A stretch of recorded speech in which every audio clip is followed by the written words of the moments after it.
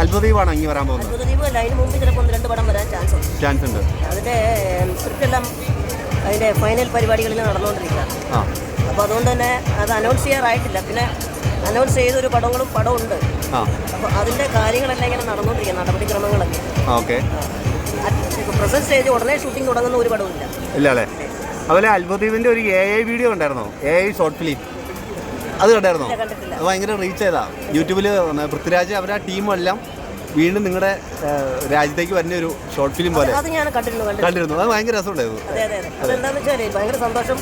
ഇപ്പോൾ അഡ്വാൻസ്ഡ് ആയിട്ട് ടെക്നോളജി ഒക്കെ വന്നപ്പോഴേ ക്രിയേറ്റീവായിട്ടുള്ള കുറേ കുട്ടികളുടെ കയ്യിലിട്ട് കിട്ടിയപ്പോൾ അവരുടെ ആ സങ്കല്പത്തിനനുസരിച്ച് ആ സിനിമ അങ്ങനെ ഏറ്റവും കൂടുതൽ സന്തോഷം എന്താണെന്ന് വെച്ചാൽ ഈ കാലഘട്ടത്തിലും 20 വർഷമായിട്ടും ആ സിനിമ ചർച്ച ചെയ്യുന്നു എന്നുള്ളതാണ്. അതൊരു വലിയ കാര്യമാണ് നമ്മളൊരു സിനിമയെ സംബന്ധിച്ച്. ഇപ്പം ഇനിയിപ്പോൾ ചേട്ടനെ സാധാരണ വലിയൊരു മനുഷ്യനൊക്കെ ആയിട്ടൊക്കെ വേണമെങ്കിൽ അവർ റീപ്ലേസ് ചെയ്യാം.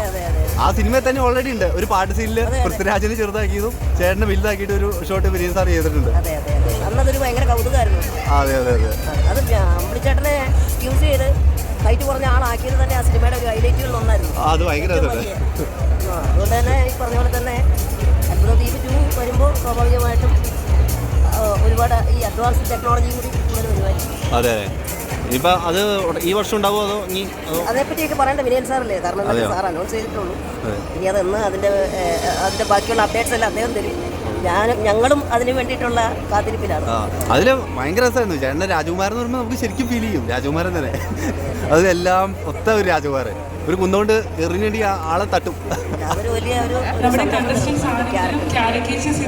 അമീർ ഖാനെ അങ്ങനെ കുട്ടികളെ സപ്പോർട്ട് ചെയ്യുന്ന ഒരു പടങ്ങളൊക്കെ കൂടുതലും പ്രൊമോട്ട് ചെയ്യുന്നവരാണ്.